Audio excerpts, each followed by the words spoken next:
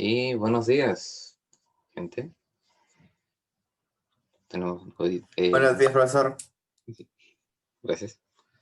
Tenemos nuestra clase de hoy día jueves.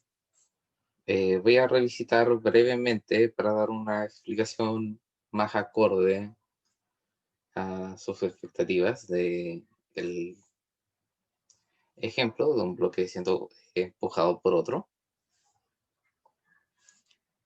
Ah, para si es que necesitan más dinámica, creo que eso lo podemos cubrir hoy día a la tarde, la clase voluntaria. Recuerden traer ejercicios, voy a hacer lo posible por resolver todas sus dudas y que ustedes se sientan lo suficientemente confiados para su prueba su prueba corta de mañana. Después de eh, pulir pulir los lados más que quedaron no tan cubiertos en dinámica, tengo que continuar con un poco de contenido nuevo, pero no va a ser mucho, de dinámica circular. Eh, no voy a ir tanto en la dirección que está en el libro, sí, porque está involucrando momentos de inercia y, bueno, y otras cosas las cuales corresponden a contenidos posteriores de una siguiente unidad. Así que su mejor guía para lo que involucra este contenido sería la lectura obligatoria que está en la página en campus virtual. Pero va a ser un poco más, ahí esa guía es un tanto más matemática de lo que me gustaría, para hacerlo más matemática de lo que me gustaría eh, me gustaría hacer la clase de esto. Pero más que nada eso, un aviso de lo que se viene hoy día. Entonces,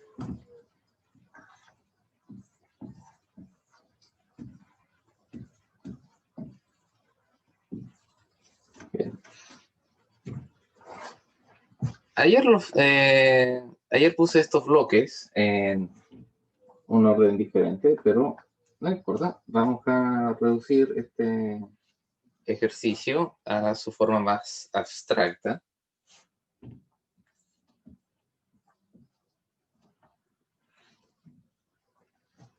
Y bueno, el tema suele ser de estos ejercicios en los cuales involucra un bloque empujando a otro, suele ser encontrar la fuerza de reacción.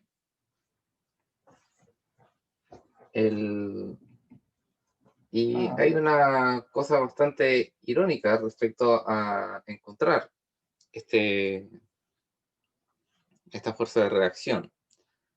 Nosotros no la podemos incluir, no se suele incluir en los diagramas de cuerpo libre, como les decía ayer. ¿Por qué?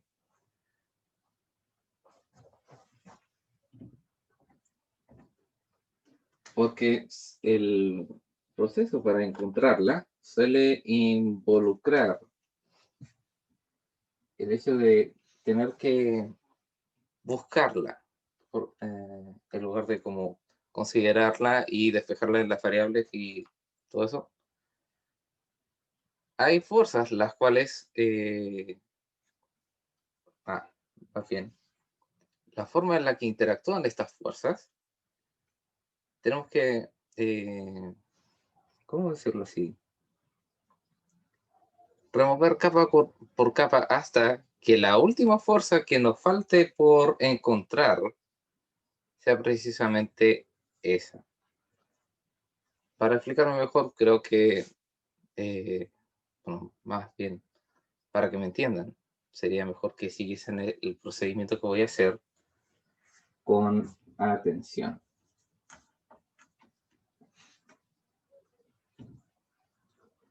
Entonces,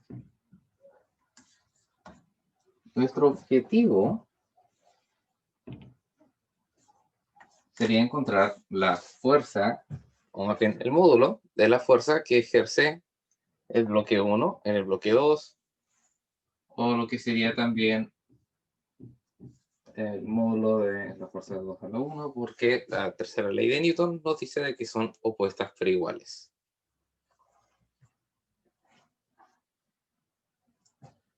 Ahora, estos dos bloques se están moviendo con aceleración A hacia la derecha. Ahora, ¿cómo encontramos esta fuerza de reacción? Bueno, primero, así, están deslizándose sobre un plano sin roce, así que eso es algo que tengo que avisar antes de. Primero, tenemos que reducir este sistema a un sistema más o menos idéntico.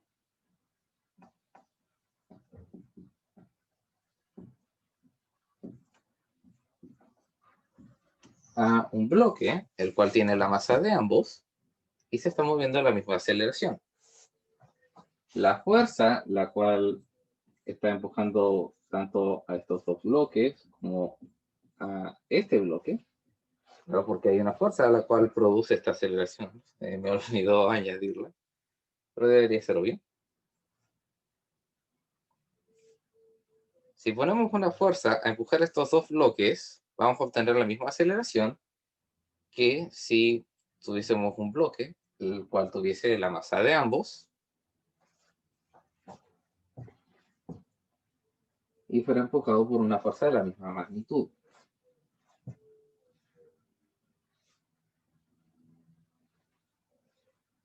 Entonces, si según según la segunda ley de Newton, tenemos que la sumatoria de fuerzas es igual a m por a. En este caso solamente tenemos una fuerza, la sumatoria de las masas, o sea, la masa de ambos bloques, que lo estamos considerando aquí como un solo bloque, dividida en A.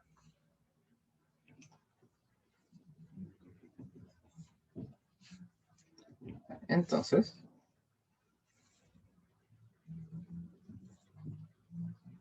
tenemos que la aceleración sería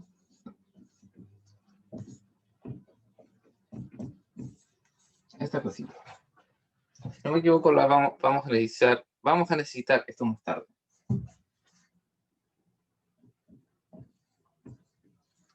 Pero ahora vamos a empezar a considerar los bloques por separado.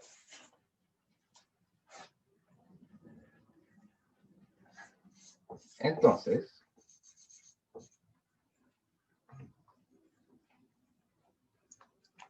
¿qué es lo que necesitamos para que un bloque de masa 1, disculpen, o más bien, ¿cuánta fuerza necesitamos para que un bloque de masa 1 se desplace a metros segundo cuadrado? ¿Y qué fuerza necesitamos para acelerar un bloque de masa 2 a metros segundo cuadrado? Es un poco extraño quizá de que pregunte de que haga estas preguntas, viendo de que es una sola fuerza la cual está empujando a ambos bloques, porque hay una necesidad de tomar en cuenta cuál es la fuerza necesaria para desplazar estos bloques por separado.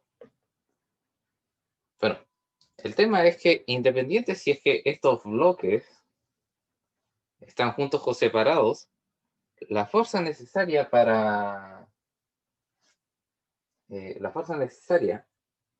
acelerarlos a una aceleración determinada va a depender únicamente de la masa.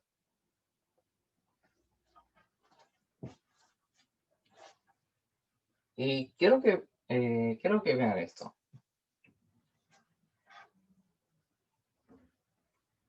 Bueno, si es que lo hubiese puesto con números, hubiese sido hubiese sido más didáctico. pero es importante tener estos sistemas.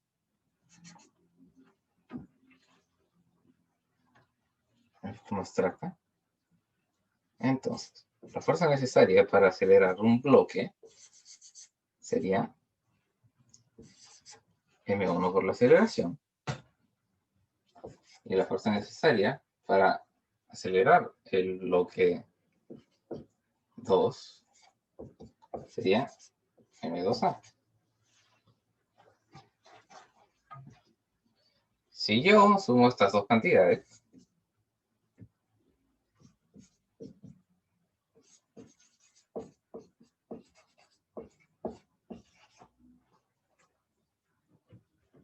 se me olvidó. Sí.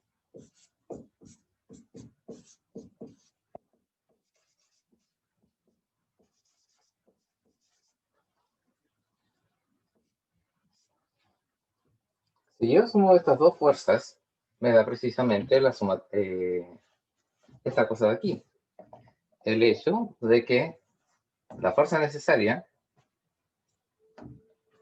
para acelerar un bloque de masa m1 más m2 va a ser la misma que acelerar dos bloques, los cuales son cada uno m1 y m2 respectivamente. Pero eso es un tanto obvio. ¿Pero qué es lo que nos dice esto? De que lo que tenemos aquí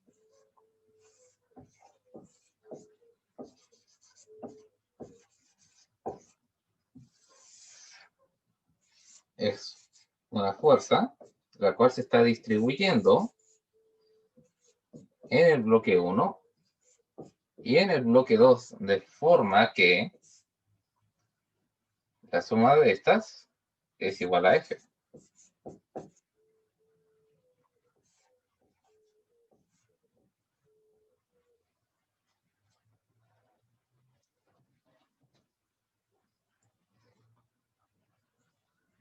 Ahora quiero que veamos, ahora sí, un diagrama de cuerpo libre, y ese es el del bloque 1.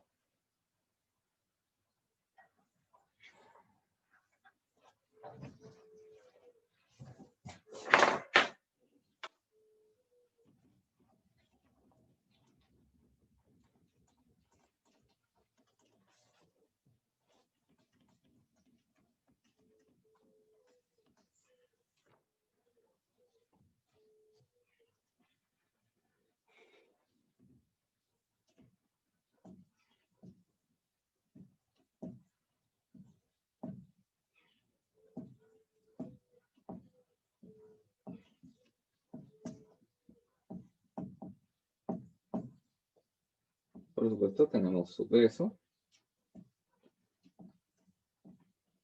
tenemos su normal, tenemos la fuerza que se ejerce sobre este bloque, y tenemos esta fuerza, que es la que estamos buscando. Ahora, lo que encontré aquí,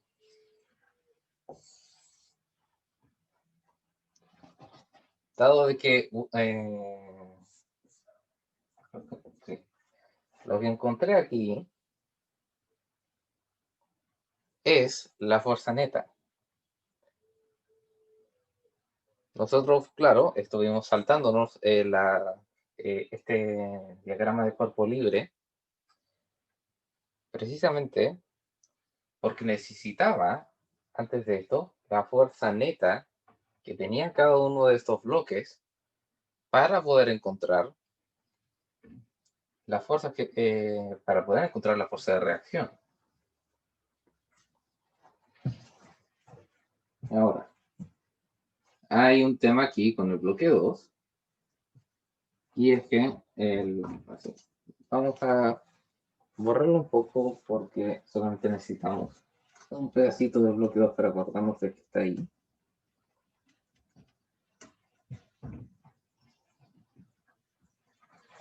Contrario a lo que dije en la clase anterior, esta fuerza no no se transmite directamente a M2, sino de que lo único que podemos decir es de que, además de su peso y la normal, hay una fuerza la cual lo está acelerando a metros segundo cuadrado.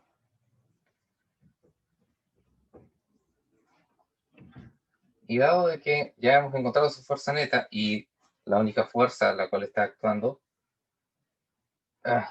y la única fuerza que está actuando sobre él es esta fuerza, la cual no conocemos todavía. Solo podemos decir de que está F2. Pero ahora quiero que veamos esto. Esta es R21.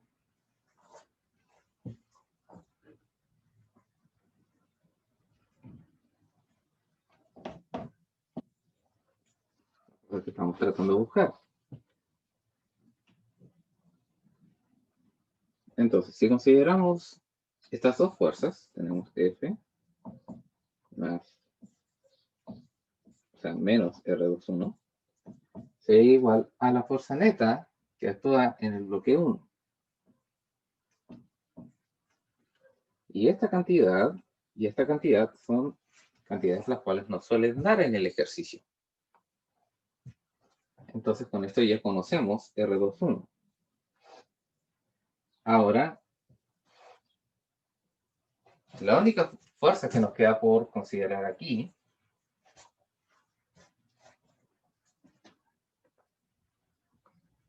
es F2. Ahora, F2 me debería dar tal que la magnitud de esta es igual a la reacción que tiene 1 sobre 2.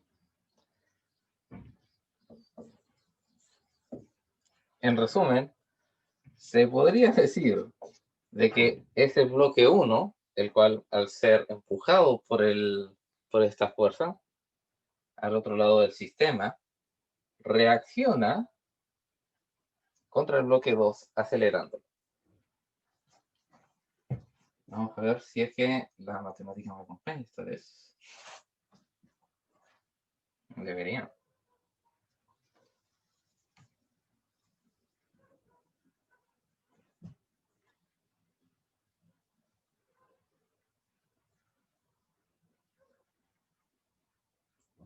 Así. Entonces, F es así. Si F es M, voy a tener que borrar esto aquí. Vamos a tratar de no olvidarnos de lo que dejamos aquí en la pizarra. Entonces, F sería igual a F1 más F2. Ya conocemos cuál es F1. ¿Y cuánto es F? Sería M1 más M2 por A. Y F1 sería M1A. O más bien, sería mejor dejarlo en términos de... sí. Voy a dejar el F igual. Y voy a dejar a F1 como F menos R21 y a F2 igual a esto. A igual a F2. Entonces, tenemos dos Fs al otro lado del igual y F2 así. Y R21 sería igual a F2. Ahora, estamos tomando solamente magnitudes en estas ecuaciones, así que tiene sentido de que F2 sea igual a R21 en nuestra ecuación.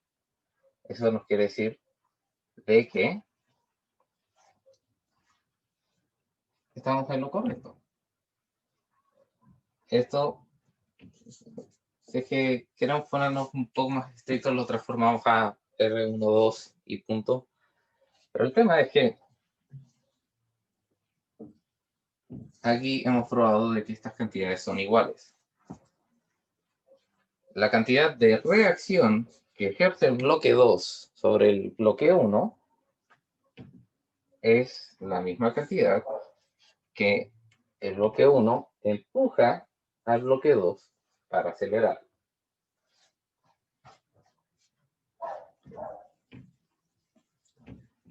Ahora, puede que se encuentren con ejercicios de más de un bloque,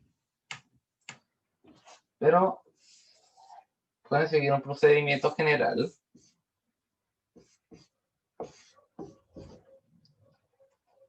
Digamos que así, masa 1, masa 2, masa 3. La primera parte de este procedimiento consistiría en considerar la fuerza neta sobre sobre todos los bloques, considerando todo esto como un solo sistema, como un solo objeto, el cual tiene la masa conjunta de los tres, y luego considerar la fuerza neta que se ejerce sobre cada uno de estos. Dado de que todos están acelerando, ustedes tendrían que ser la sumatoria, bueno, la fuerza neta en el bloque 1 igual a masa 1A, pues masa 1, va, la sumatoria de fuerzas, masa 2A, y sumatoria de fuerzas, M3A. Entonces, luego, la fuerza que está empujando estos tres, el bloque 1, el primero que entra en contacto con esta fuerza, es el que reacciona empujando estos dos tres. La reacción que produce el bloque 1 es el que acelera a estos otros dos bloques, y por lo tanto, parte de la aceleración que experimenta 3 proviene tanto de la reacción de 1 como de la reacción de 2 hacia 3, y ahí van despejando.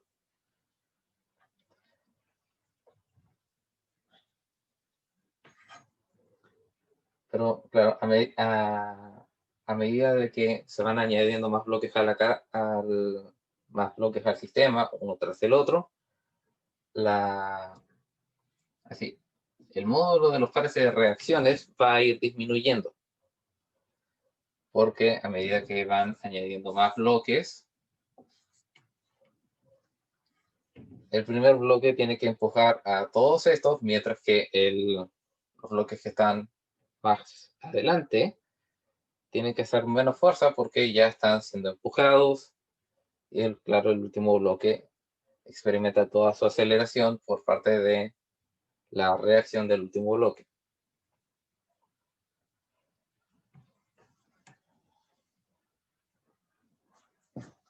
Eso, por ahora, es todo lo que necesitan saber de estos ejercicios de bloque en conjunto.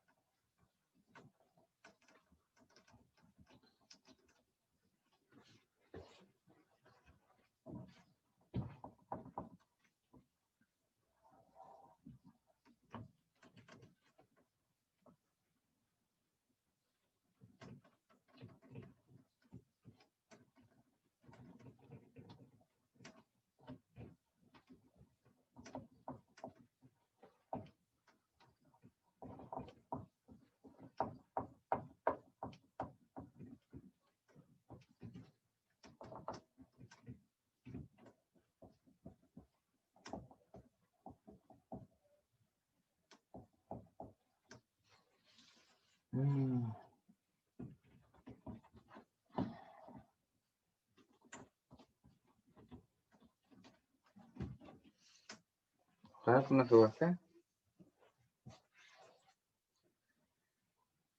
Bien, Son las 8:55. Me queda un poco, me queda como la mitad de la clase, un poco. Supongo que sería mejor empezar con dinámica circular.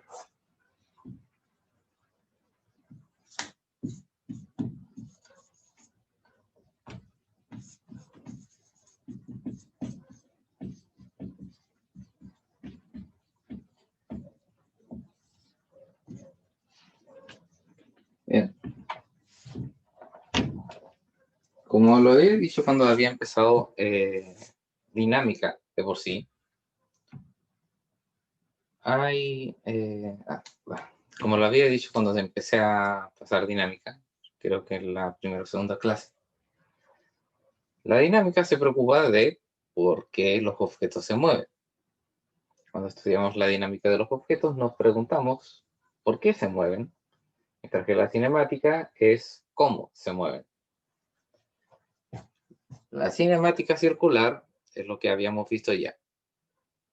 ¿Cómo es que se mueve un objeto en movimiento circular? Se mueve su trayectoria es circular, tiene tiene una frecuencia angular, tiene una velocidad tangencial, tiene una aceleración angular, la cual causa que tenga una aceleración tangencial y una aceleración centrípeta. La suma de los dos da una aceleración total. Ahora, la dinámica circular es lo que nos va a decir por qué. ¿Por qué suceden estos movimientos que la cinemática circular describe? Ahora, quiero presentarles este pequeño experimento de pensamiento.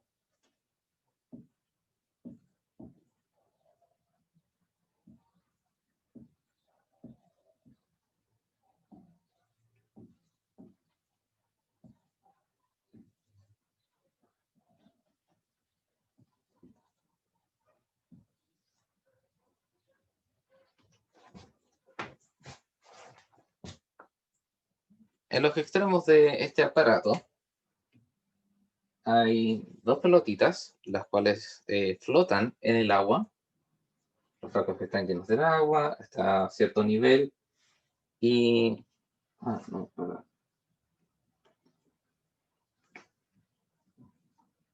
Los frascos que estaban llenos de agua, ahora que me acuerdo. Los frascos que están llenos de agua. Y estas cuerdas se mantienen tensas gracias a que estas dos pelotitas están llenas de aire. Entonces están tirando constantemente hacia arriba.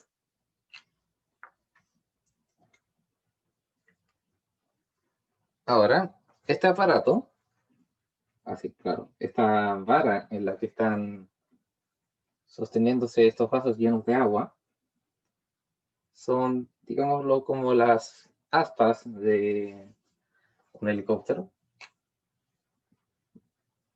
Más que nada en el hecho de que está empotrado un eje, entonces estas dos cositas van a ir girando y van a estar en movimiento circular uniforme. Ahora, si yo empiezo a girar este dispositivo,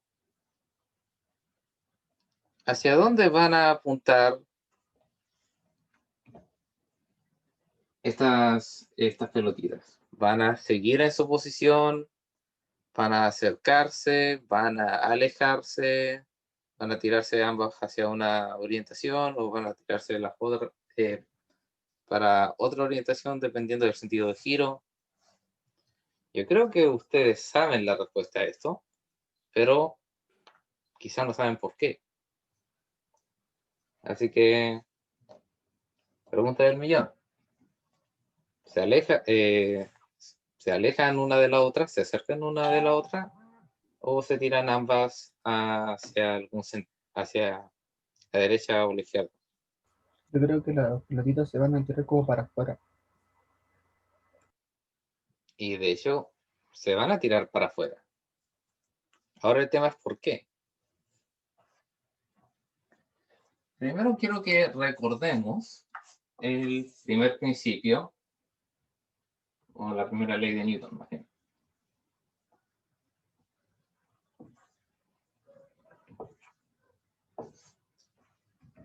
La primera ley nos dice de que un objeto va a buscar mantenerse en reposo o en movimiento circular uniforme. Va, movimiento rectilíneo uniforme, disculpe.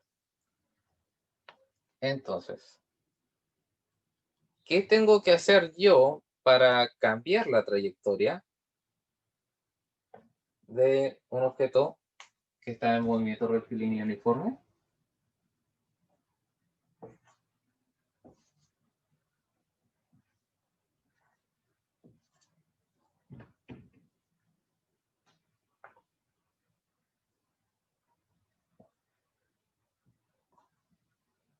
¿Puede repetir la pregunta, profe? ¿Qué es lo que tendría que hacer yo para cambiar la trayectoria de un objeto que está en movimiento rectilíneo uniforme? Acelerar, darle una aceleración. Sí, ¿y cómo genero una aceleración? Con una Con una fuerza, fuerza. ¿cierto? Precisamente. Entonces, si es que yo aplico una fuerza, en un instante voy a obtener un cambio recto, pero sí.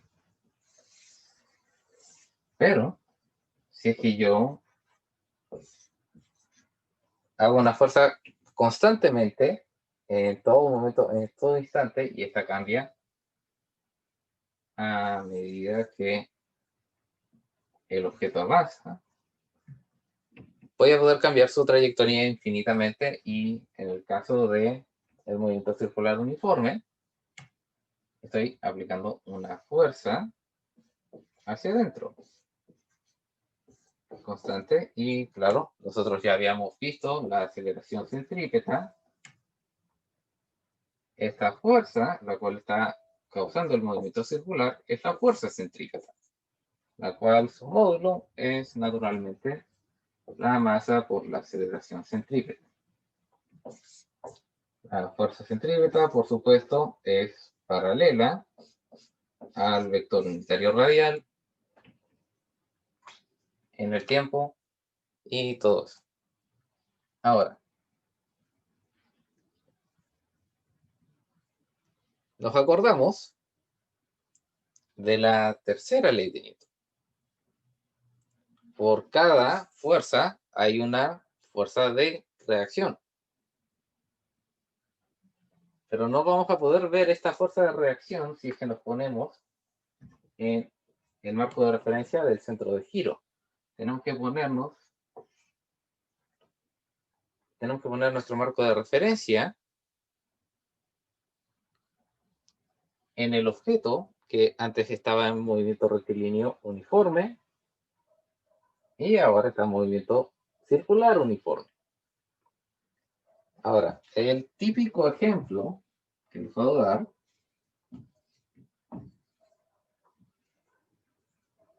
es cuando están ustedes en algún móvil, ya sea una micro, autobús, auto, lo que sea, y sin tener que esperar, sin tener que esperar a un semáforo, este móvil va por la curva.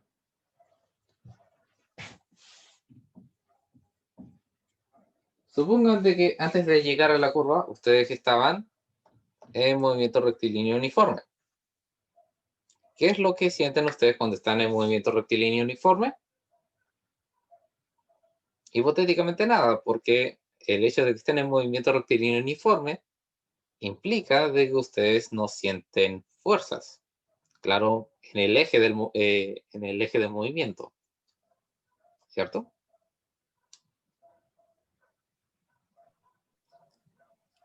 Cierto, profe. Perfecto. Entonces, ¿qué es lo que ustedes experimentan cuando el móvil va por la curva.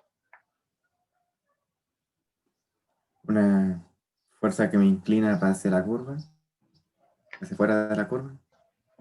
Precisamente, hacia afuera de la curva. Y es lo mismo que estaría pasando con nuestra hipotética partícula en movimiento circular uniforme.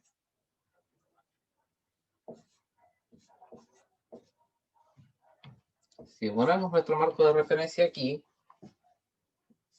nosotros podemos decir de que la partícula está experimentando dos fuerzas simultáneamente. Una fuerza centrípeta y una fuerza centrífuga. Se suele decir de que la fuerza centrífuga no existe para evitar confusiones o decir algo sobre la naturaleza del, o que es ficticia o algo por el estilo. La fuerza centrífuga sí existe. El tema es de que no se puede percibir cuando se está en un marco de referencia inercial, que es el marco de referencia respecto al centro de giro. Pero sí existe cuando uno se pone en el marco de referencia no inercial del objeto que está en movimiento circular uniforme. Porque dado de que este objeto está experimentando una aceleración, no puede ser un marco de referencia inercial. Así que la física bonita de los marcos de referencia inerciales no, se vuelve más complicada cuando el marco de referencia no es inercial, pero conceptualmente los marcos de referencia no inerciales nos ayudan a entender cosas como las fuerzas centrífugas.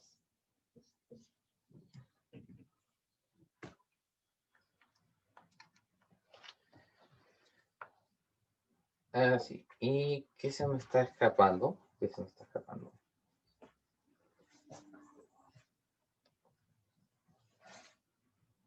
Así. Ahora, con este nuevo conocimiento, ya sabemos por qué las pelotitas se van hacia afuera. Porque si nos ponemos, bueno, si es que ponemos nuestros marcos de referencia respecto a la posición de equilibrio de las pelotas, que son marcos que, les recuerdo, una vez que empiece a girar, estos van a dejar de ser marcos de referencia inerciales.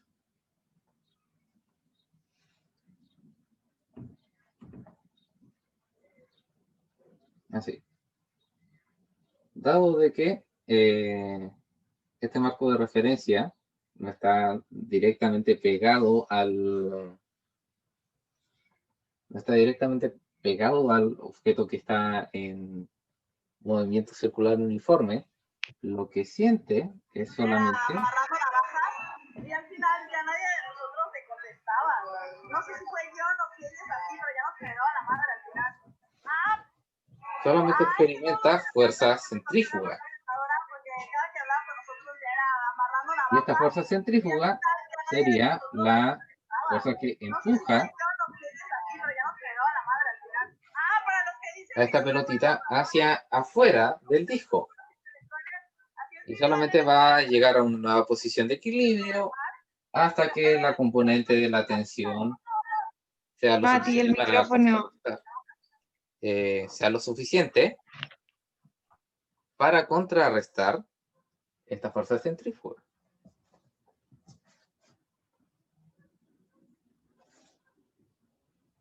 ¿Puedes repetir eso? El fenómeno de la fuerza centrífuga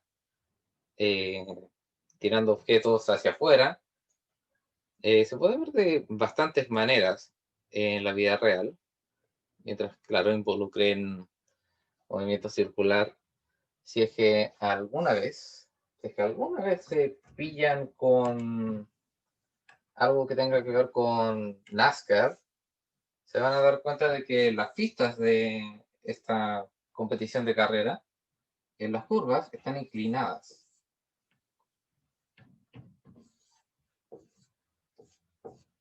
Y eso es porque, de hecho, los autos van tan rápido en la curva que es como si su gravedad tuviese dos direcciones. No va directamente hacia abajo, sino que la fuerza centrífuga, eh, como va directamente hacia afuera, crea una gravedad compuesta, por decirlo así. Claro que es la suma de la gravedad hacia abajo y la aceleración centrífuga, la cual hace de que los autos para tener mejor tracción tengan que conducir en pistas inclinadas, lo cual también sucede en una competición olímpica en la cual, así, que se llama carrera de relevos, en los cuales los ciclistas también tienen que conducir en un óvalo, el cual la pista está constantemente inclinada.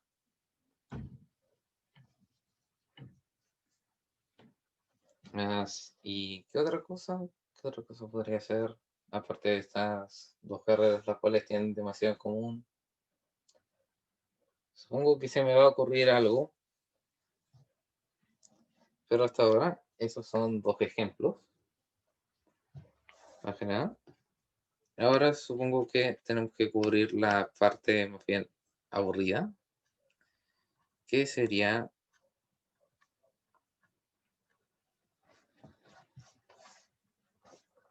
la matemática. Bien, si es que vamos a considerar todos los movimientos posibles, si es que consideramos la sumatoria de fuerzas para un objeto en movimiento circular y, claro, poniendo nuestro marco de referencia en el centro de giro, tenemos primero, así, no, vamos a hacerlo como sale aquí. Tenemos la masa por la aceleración. En el movimiento, así, en los movimientos circulares, no tenemos que olvidar de que está el movimiento circular uniformemente acelerado.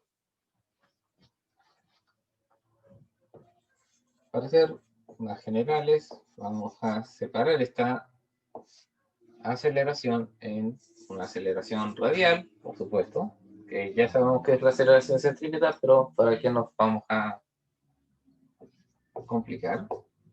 Y la aceleración tangencial, la cual tiene componente tangencial.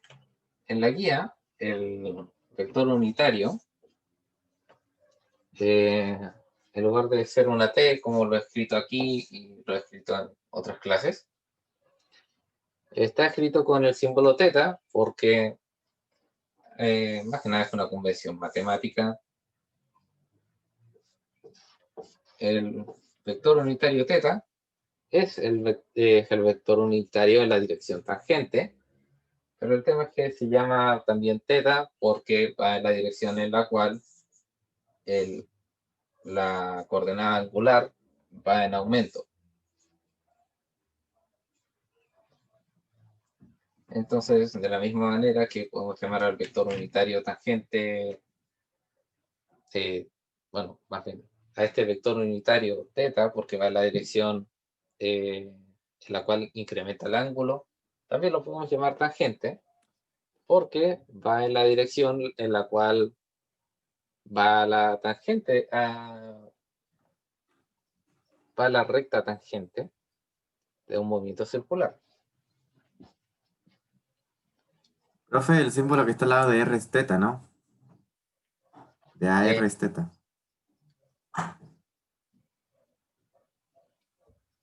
La primera ¿Este de R. aquí? Sí. No, este es R unitario. Ah. Voy a escribir un poco más.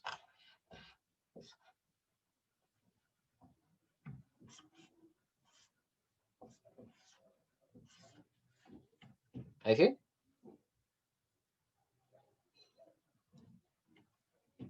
Sí, hay mejor, gracias, profe. Ya.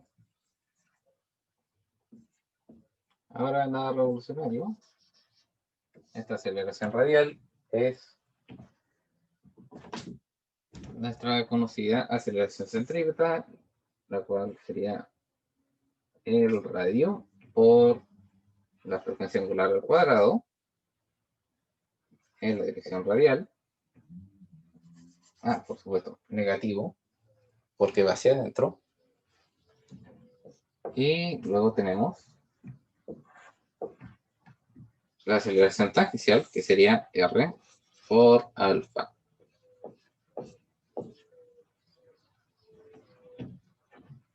De todas formas, podemos sacar esta.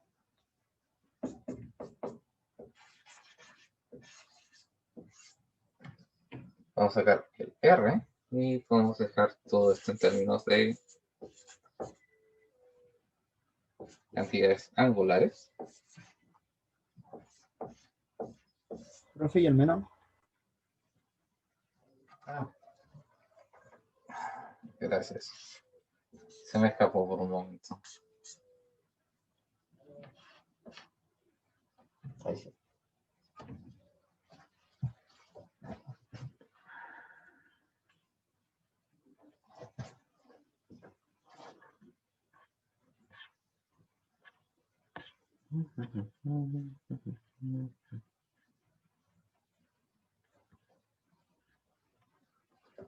Ahora, ¿qué se me está olvidando? No, justo antes de donde había puesto esto, hay una forma de derivar matemáticamente, pero se usa bastante cálculo.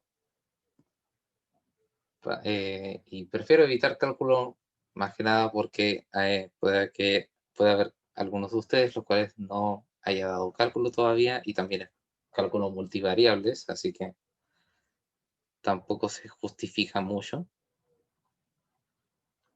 A ver que tenemos que ustedes que están viendo cálculo en una variable.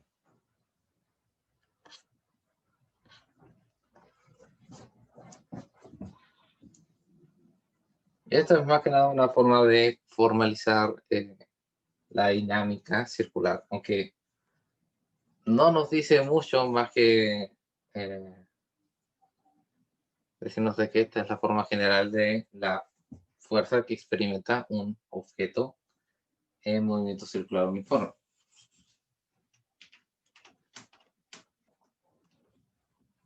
Pero la mayor cantidad de física que podemos sacar es haciendo experimentos de pensamiento. Y lo que nos queda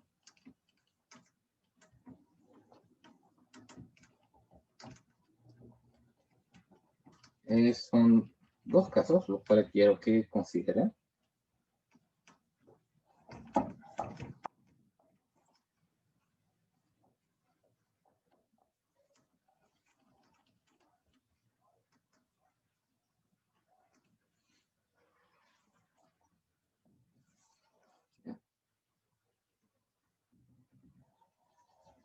En la vida real tenemos dos formas tenemos dos formas de generar movimiento circular.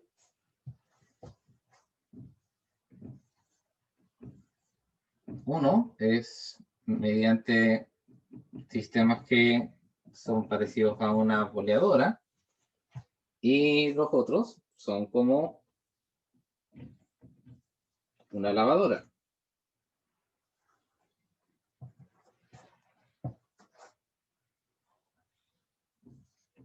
En los sistemas que son parecidos a la voladora, el centro de fuerza es el que está generando una fuerza con la cual contiene el objeto en movimiento circular. Porque la voladora está con un objeto a un extremo, unido a una cuerda, se empieza a hacer girar y la tensión hace como la fuerza centrípeta. Ahora, hay otros sistemas, los cuales usan la propia inercia del objeto, el cual está en, bueno, o más bien, la propia inercia del objeto, el cual quiere seguir en movimiento rectilíneo uniforme, pero la forma en la cual está hecho el sistema lo impide, como es la lavadora. Cuando ustedes meten algo en la lavadora y esta empieza a centrifugar, la ropa y el agua, por supuesto, empiezan a moverse hacia afuera. ¿Por qué? Por el efecto de la fuerza centrífuga. Ahora, ¿qué fuerza es la que está impidiendo de que estos objetos salgan volando en las direcciones a las cuales la primera ley de Newton les dice? Pues las paredes de la lavadora. Y esa es una fuerza de reacción, la fuerza normal. Es la fuerza normal la cual impide que estos objetos se vayan en trayectorias rectilíneas y por lo tanto es esta fuerza de reacción la cual actúa como fuerza centrípeta. Otro ejemplo de un sistema tipo lavadora, los Tagada. Ustedes se suben a un Tagada, se sientan en el Tagada empieza a girar y ustedes ¿qué es lo que experimentan? Una fuerza que los tira hacia afuera. Pero entonces, si es que tienen una fuerza que los tira hacia afuera, ¿qué es lo que los mantiene en una trayectoria circular? La estructura del Tagada, el asiento. Y el asiento, ¿qué es lo que hace? Ustedes sienten la fuerza que está ejerciendo el asiento hacia ustedes con tal de mantenerlos en una trayectoria circular y, por supuesto, que no salgan volando del Tagada. Ahora, siempre me acuerdo de esta imagen que vi algún día en internet, pero que es un excelente ejemplo, a pesar de que sea lo que suelen llamar imágenes malditas.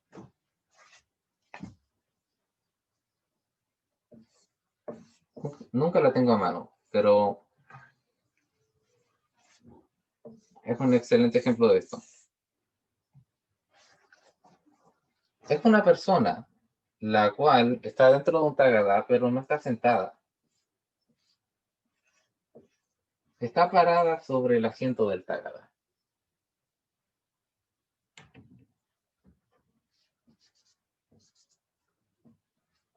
Ahora, ¿cómo es que lo hace? Precisamente por el principio en el cual les decía de que los autos de NASCAR tienen que conducir con una inclinación, con el mismo hecho de cual les dije, de que los conductores de relevo tienen que conducir en pistas con inclinación. La fuerza centrífuga que experimenta un asistente al Tagada se complementa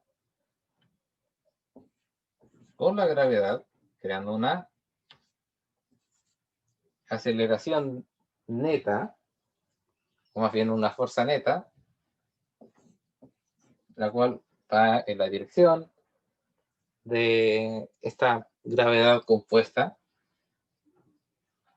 lo cual permite de que alguien pueda, en lugar de solamente sentarse y solamente sentarse en un Tagada y sentir la fuerza centrífuga hacia afuera, pueda pararse en el Tagada.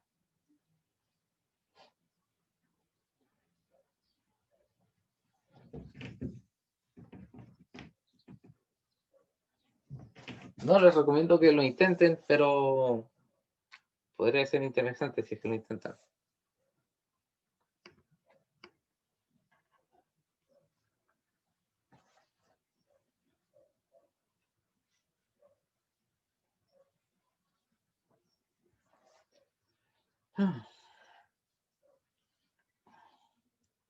Bien, son las 9:24. ¿Alguno de ustedes tiene alguna pregunta sobre el contenido de dinámica circular o sobre los contenidos de dinámica?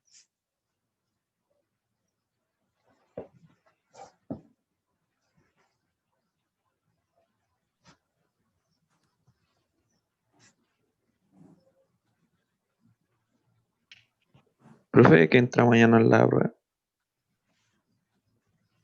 Eso estaba en el anuncio en campus virtual. Es así: movimiento relativo, dinámica, torque estático. Antes era solamente movimiento relativo y torque estático, después decidieron poner dinámica. Aunque O sea que reemplazaron torque por dinámica. no, pusieron 3 contenidos. Y de hecho Y les recomiendo que le torque den prioridad estático. a torque estático, porque eso es lo que más vi en la prueba corta. Ah, de acuerdo.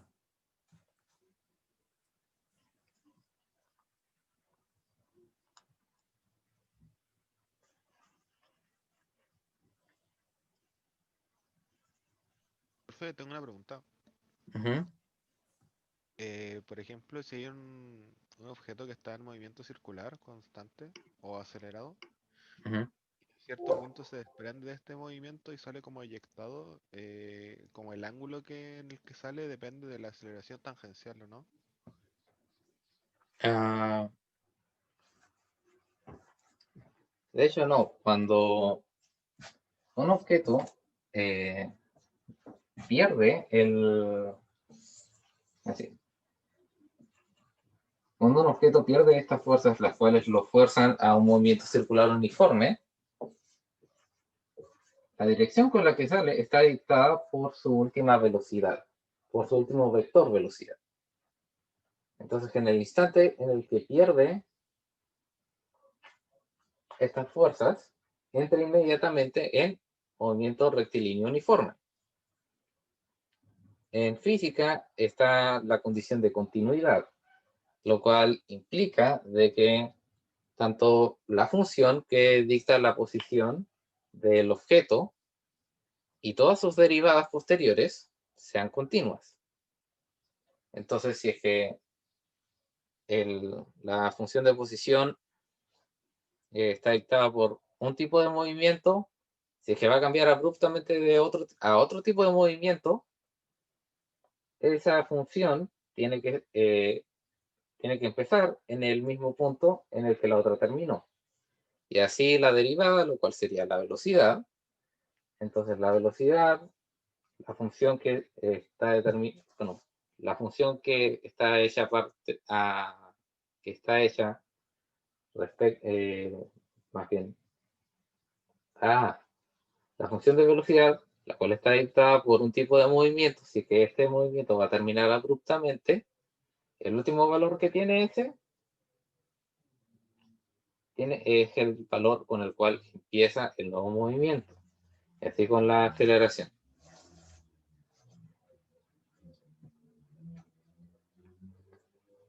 Aunque, claro, las aceleraciones llegan a ser cantidades constantes, entonces los módulos se hacen cero en la segunda derivada, pero en fin, esa es justificación matemática. Entonces, si tu movimiento, no importa, si es que tu movimiento es circular, sin importar si sea uniforme o uniformemente acelerado, el último valor que tenga la velocidad va a ser el valor con el cual va a salir disparado. Entonces, si termina aquí, el último valor que tuvo la velocidad es ahí donde sale disparado. Si, de otra forma, la velocidad está aquí, sale para allá. Pero, profe, lo que yo quería saber era, por ejemplo, si sale en ángulo como el primera flechita que hizo, ¿cómo calcularíamos ese ángulo? Por supuesto. Lo que suelen necesitar, primero que nada, es la función de ángulo en el tiempo. La función de ángulo en el tiempo es algo que vimos en cinemática circular y en específico en cinemática circular no uniforme, o sea, movimiento circular uniformemente acelerado. Entonces, esta ecuación de ángulo en el tiempo les va a dar lo que es el ángulo base. Es lo que les va a dar tanto el vector tangente en el tiempo, el vector radial en el tiempo y el vector tangente en el tiempo. Entonces, la velocidad sigue el vector tangente en el tiempo, que es la derivada del vector radial en el tiempo. Hay expresiones explícitas para el vector tangente en el tiempo. Déjenme, necesito el espacio. Sí. Entonces, el vector radial unitario en el tiempo es coseno de teta dt, que es su función del ángulo en el tiempo, en i, y seno de teta en el tiempo, en j. Ahora, si derivamos esta cantidad, vamos a obtener el vector tangente en el tiempo, que es también, claro, el vector teta en el vector unitario teta, pero para no confundirnos, vector tangente unitario. Entonces, si derivamos esto nos da menos seno, y esta cantidad nos da coseno.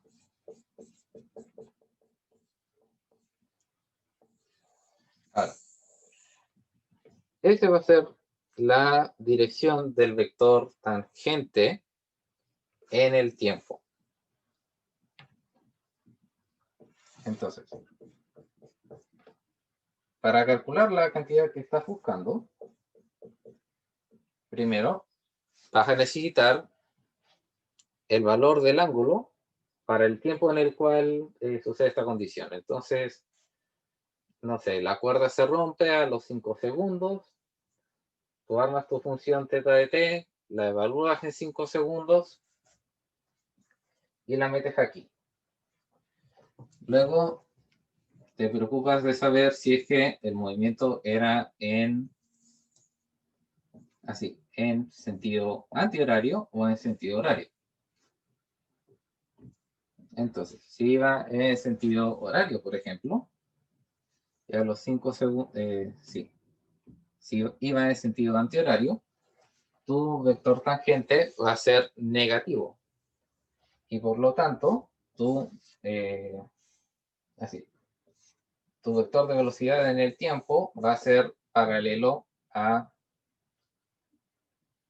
tu vector velocidad va a ser paralelo al vector tangente unitario si es que es un movimiento antihorario, y si es antihorario, tu vector de velocidad va a ser paralelo a menos tangente. Como el vector tangente es un vector unitario, lo único que tienes que hacer es calcular el módulo de esta velocidad en el tiempo y se lo multiplicas a ya sea el vector unitario t, si es que es antihorario, y el vector unitario menos t, si es que es antihorario.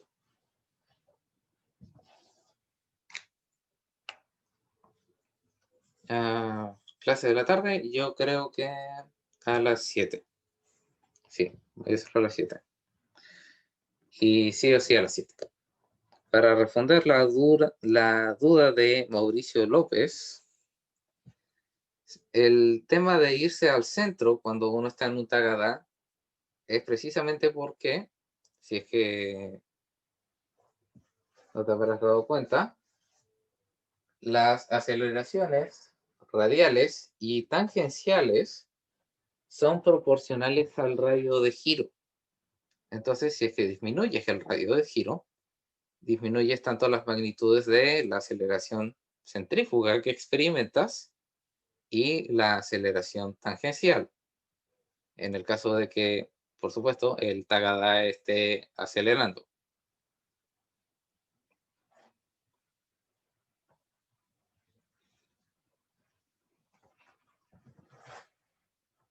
¿Esto resolvió tu duda? Sí, profe. Muy bien. Voy a detener la grabación.